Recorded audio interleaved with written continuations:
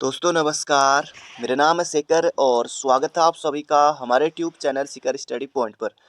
तो दोस्तों इस वीडियो में हम बात करने वाले हैं उत्तराखंड पुलिस कांस्टेबल भर्ती के बारे में। दोस्तों इसके लिए ऑनलाइन आवेदन करने की जो प्रक्रिया है वो यहाँ पर प्रारंभ हो गई है।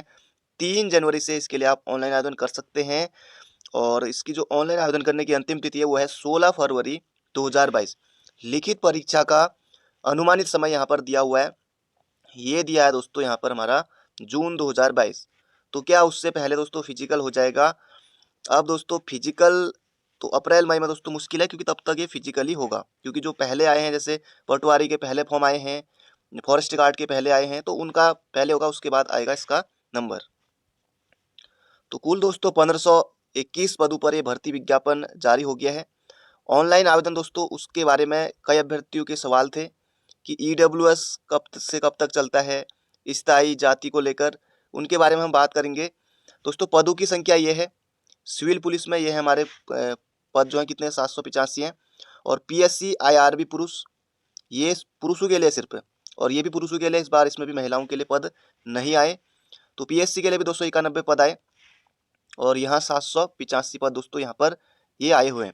और इस बार दोस्तों जनपद वाइज कोई आपको आवेदन नहीं करना है, मेरिट के आधार पर ही चयन होगा। किसी भी जनपद से कितने भी अभ्यर्थी आ सकते हैं। जैसे होता था कि पिछली बार तक अल्मोड़ा जनपद के लिए इतने पद, ऐसा कुछ भी नहीं है। देहरादून के लिए इतने पद, इस तरह का दोस्तों कुछ भी नहीं है। मेरिट के आधार पर आपका चयन इसमें होगा।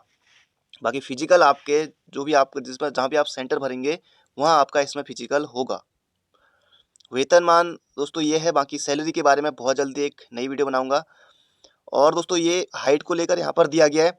हाइट अगर दोस्तों नहीं है, आपकी इतनी नहीं है, तो आप पर्वतीय अपना बना सकते हैं। अब जैसे जो हरिद्वार के हैं या जो उधम सिंह नगर के, तो कहीं से बनाते हैं पर्वतीय, लेकिन उनकी कम है तो उनके साथ दिक्कत है। दोस्तों आप सामान्य अन्य पिछड़ा वर्ग के लिए 165 सेंटीमीटर है, पर्वतीय के लिए 160 सेंटीमीटर है। अभी आप ये बना सकते हैं 10-15 दिन में, जल्दी बन जाता है। थोड़ी पहचान अचान हो तो थोड़े और जल्दी बन जाता है पैसे देकर, और वरना थोड़ा सा टाइम लगता है, लेकिन अभी भी समय है, आप जल्दी बना सकते हैं। पर्वतीय ये बन जाता है। और अनुसूचित जनजाति अभ्यर्थियों के लिए न्यूनतम जो हाइट है वो है 157.5 सेंटीमीटर। सीने की माप दोस्तों इतना मांगा गया है और इससे आपको ऊपर ही डालना है, कम आपको नहीं डालना है। पर्वतियों के लिए इतना 5 सेंटीमीटर का फुलाव, और फुलाने की प्रैक्टिस आपको जरूर से करनी है। तो दोस्तों ये तो है फिजिकल को लेकर। इसमें हम बात करेंगे कि जो बहुत से अभ्यर्थियों का सवाल था उसके बारे में। पहला ये था कि जो ईडब्ल्यूएस है वो कब से कब तक है, हम ईडब्ल्यूएस में डालना चाहते हैं। दोस्तों आप ईडब्ल्यूएस में भर सकते हैं। ये दिखाता हूँ आपको ईडब्ल्यूएस के पोस्ट हर जगह है ईडब्ल्यूएस के लिए। ये देखिए ईडब्ल्यूएस के लिए भी है यहाँ पर, ये वाला है ईडब्ल्यूएस के लिए, ये फायरमैन में है, बाकी हर में है। तो ईडब्ल्यूएस के लिए दोस्तों आपका वित्तीय वर्ष के लिए इसकी है, जैसे 1 अप्रैल से लेकर 31 मार्च तक उसकी वैलिडिटी। अगर आप अभी बनाएंगे तो आपका कब तक चलेगा? ये 31 मार्च तक ही चलेगा। अगर आपने पहले बनाया था तो भी 31 मार्च तक चलेगा। बाकी अभी आप फॉर्म भर दीजिए, कोई दिक्कत नहीं है बाद में, कि अभी आपका चल जाएगा, कोई बाद में कोई दिक्कत नहीं है। तो अभी आपको ये बना लेना है, क्योंकि 1 अप्रैल से लेकर 31 मार्च तक की उसकी, यानी कि 1 साल की पूरी वैधता है उसकी ईडब्ल्यूएस की। बाकी जो जाति प्रमाण पत्र है, जैसे जो ओबीसी वाले हैं उनका भी आए कि जाति प्रमाण पत्र कितने साल पुराना होना चाहिए, जाति प्रमाण पत्र। इसके अलावा स्थायी स्थायी आपका कितना भी पुराना हो चलेगा। जाति प्रमाण पत्र दोस्तों 3 साल पुराना है अगर आपका तो चल जाएगा, अगर 3 साल से ज़्यादा है तो दोस्तों नहीं चलेगा। 3 साल पुराना है तो चल जाएगा, अगर ज़्यादा है तो नया बना लीजिए, अभी भी समय जल्दी में बन जाता है। 15 दिन के भीतर जो पटवारी हैं उनसे आप बात करेंगे, बाकी उनके हाथ में होता है, थोड़ा जल्दी ये हो जाता है, ये बन जाएगा। तो इनको लेकर था। और बाकी फॉर्म भरने में आपको बिल्कुल गलती नहीं करनी है। जो भी आप सेंटर भर रहे हैं फिजिकल के लिए, रिटर्न एग्जाम के लिए, पहले तो आपको अपने जनपद ही में करना है, क्योंकि इस बार है नहीं कि दूसरे जनपद से इतने पद हैं तो वहाँ से मेरा हो जाएगा, मैं यहाँ से भर देता हूँ, ऐसा कुछ भी नहीं है। अपने जनपद से भरिए, आपके लिए आसानी होगी। या फिर आप किसी और जनपद से, कोई है जैसे आप हल्द्वानी में रह रहे हैं, कुमाऊँ से हैं, तो आप हल्द्वानी में दे सकते हैं फिजिकल। या अगर आप देहरादून गए कोचिंग करने के लिए तो वहीं दे सकते हैं, तो वहीं सेंटर भर सकते हैं, ऐसा कुछ भी नहीं है। वरना अगर आप अपने जनपद में ही हैं तो वहीं तैयारी कर रहे हैं तो वहीं भरिए, कोई दिक्कत नहीं है।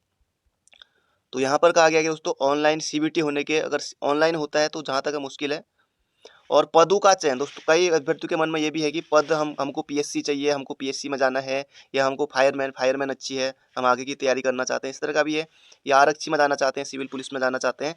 तो यहाँ पर कहा गया है कि इस विज्ञापन में आरक्षी, पीएससी, फायरमैन, महिला पुरुष के पदों का विज्ञापन किया जा रहा है। अभ्यर्थियों को इसमें से उपयुक्त पद के चयन का विकल्प लिखित परीक्षा के बाद प्राप्त अंकों के वरीयता क्रम के आधार पर अभिलेख सत्यापन। जब दोस्तों आपका डीबी होगा, जब आप डीबी के लिए जाएंगे तब दोस्तों आपसे मांगा जाएगा कि आप किस में जाना चाहते हैं, आप सिविल पुलिस में जाना चाहते हैं, पीएससी में जाना चाहते हैं, फायरमैन में जाना चाहते हैं। तो ये आपको दोस्तों तब, हालांकि इनमें जो अभ्यर्थी हैं कि कुछ हमको ज़्यादा दौड़ भाग वाली नहीं चाहिए, थोड़ा ठीक ठाक चाहिए, तो फायरमैन आप ले सकते हैं।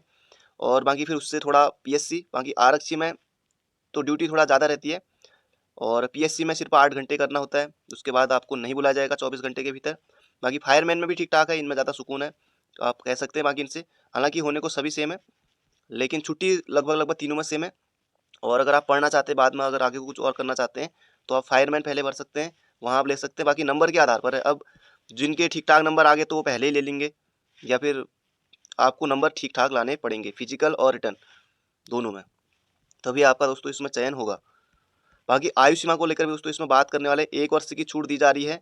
18 से लेकर 23 साल तक जो जनरल के अभ्यर्थी हैं वो भर सकते हैं, और 28 तक कौन कौन भर सकते हैं ये देखिए। अब 23 तो ये है, और 5 वर्ष की ये छूट दे दी इनको, किनको, अनुसूचित जाति, अनुसूचित जनजाति और पिछड़ा वर्ग। तो 5 वर्ष की छूट दे दी, तो इनके लिए तो 28 साल ही है, इनके लिए तो 28 साल पहले से ही है, तो ये 28 साल तक भर सकते हैं। सिर्फ जनरल के अभ्यर्थी 28 साल तक नहीं भर सकते हैं। तो ये दोस्तों ये हो गया आयु सीमा को लेकर। बाकी होमगार्ड में है तो 3 वर्ष की नियमित सेवा पूर्ण कर दी हो तो ये छूट इनको प्रदान की जाएगी। किसी जॉब में है तो दोस्तों, अगर माना किसी जॉब में है तो ये अनापत्ति प्रमाण पत्र आपको देना होगा। यहाँ कई अभ्यर्थी कह रहे थे कि चश्मा है चल जाएगा। दोस्तों पहले आप एग्जाम, रिटर्न एग्जाम तैयारी कर लीजिए, उसके लिए फिजिकल की तैयारी, एग्जाम निकालिए, और फिजिकल आपको फिजिकल पहले होगा तो ये निकालिए। वैसे आप करा सकते हैं, आजकल कई लड़के आर्मी में भर्ती हो गए, अलग अलग नेवी में भर्ती हो गए, कहाँ कहाँ भर्ती हो गए। आंखों का ज़्यादा कुछ नहीं है, लेजिक आप करा सकते हैं, और भी चीज़ें हैं, वैसे चलता है। बाकी एसआई के लिए ज़्यादा कोई दिक्कत नहीं है।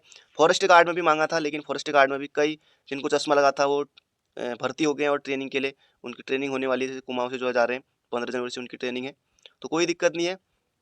और बाकी अगर पुलिस के लिए इतना ही है तो लेजिक, बाकी ये सब आप करा सकते हैं, कोई दिक्कत नहीं है। कहाँ कहाँ लड़के भर्ती हो गए, ऐसी कोई दिक्कत नहीं है। ये भी दोस्तों यहाँ पर एक ध्यान देने वाली बात कही गई है, उत्तराखंड अधीनस्थ सेवा चयन आयोग द्वारा लिए गए निर्णय के अनुसार किसी भी अभ्यर्थी द्वारा ओटीआर तथा आवेदन पत्र में गलत तथ्यों का प्रकटीकरण जिनका वैध प्रमाण पत्रों के आधार पर पुष्टि न हो, या फर्जी प्रमाण पत्रों, शैक्षिक योग्यता, अनुभव, आरक्षण संबंधी, अगर आप किसी और में है तो अपने आरक्षण लगा दिया, के आधार पर आवेदन पत्र प्रस्तुत किया गया हो, ऐसे अभ्यर्थियों को आयोग की समस्त परीक्षाओं से अधिकतम 3 वर्षों के लिए प्रतिवारित कर दिया जाएगा, और साथ ही सुसंगत विधि के अंतर्गत ऐसे अभ्यर्थियों के विरुद्ध अभियोग भी दर्ज किया जा सकता है, तो कानूनी कार्रवाई भी आपके विरुद्ध की जा सकती है। तो ये आपको बिल्कुल नहीं करना है। बाकी फॉर्म का प्रिंट आउट रख सकते हैं अपने पास, यहाँ पर बताया गया है। ईडब्ल्यूएस है तो ईडब्ल्यूएस के बारे में मैंने आपको बता ही दिया है कि 1 साल की इसकी जो है वैधता है। बाकी जो ओबीसी वाला है या जो SC ST जो है वो 3 साल की इनकी वैधता होती है। तो अब बात कर लेते हैं दोस्तों आयु सीमा को लेकर। तो आयु सीमा दोस्तों ये यहाँ पर देखिए 7/1/2022, यानी कि ये कल का ही है। विषय हाल ही में पुलिस कांस्टेबल भर्ती व दूरसंचार रेडियो हेड कांस्टेबल भर्ती में अधिकतम आयु सीमा 28 वर्ष करने के संबंध में 1521 पदों पर कांस्टेबल के लिए 28/12 को विज्ञप्ति प्रकाशित हुई। 16/2/22 तक इसमें ऑनलाइन आवेदन कर सकते हैं। यह विज्ञप्ति 2022 में अंतिम बार निकली थी, तब 8 वर्ष बाद निकली है, तो बात सही है। और पिछले विगत 8 वर्षों से कांस्टेबल भर्ती का इंतजार कर रहे युवा सीमा पार कर चुके हैं, अतः आपसे निवेदन है कि कांस्टेबल भर्ती की अधिकतम आयु 22 से बढ़ाकर 28, क्योंकि औरों के लिए तो जैसे जो मैंने आपको अभी दिखाया शुरुआत में ही कि जो OBC ST SC हैं इनके लिए 28 वर्ष से पहले से ही है, तो इनके लिए भी ये चल रहा है। तो हो सकता है कि दोस्तों 1-2 दिन में इस पर कुछ शासनादेश जारी हो जाए। और जो रेडियो हेड कांस्टेबल है 272 पदों पर, यहाँ भी उतनी आयु सीमा मांगी गई है, और इसमें भी 28 वर्ष करने की मांग की गई है। और आयोग ने जो पत्र लिखा था उसमें आयु सीमा मांग की गई थी, वो कही की थी 25 साल तक आयु सीमा की मांग उसमें की गई थी। तो दोस्तों इसके संबंध में जो भी अपडेट होगा वो आपको बता दिया जाएगा। बाकी आप तैयार रहिए, और जिनका नहीं हो पा रहा उन्होंने फॉरेस्ट गार्ड का फॉर्म तो भरा ही है, कम से कम उसे ज़रूर निकाल लीजिए। बाकी अगर नहीं बढ़ता है तो और अब क्या ही कर सकते हैं, फिर आचार संहिता भी लगने वाली है। दोस्तों ये थी आज की जानकारी, उम्मीद करता हूँ आपको पसंद आई होगी। चैनल पर नए हो तो चैनल को सब्सक्राइब जरूर कर लीजिएगा। तो thank you friend, thank you so much.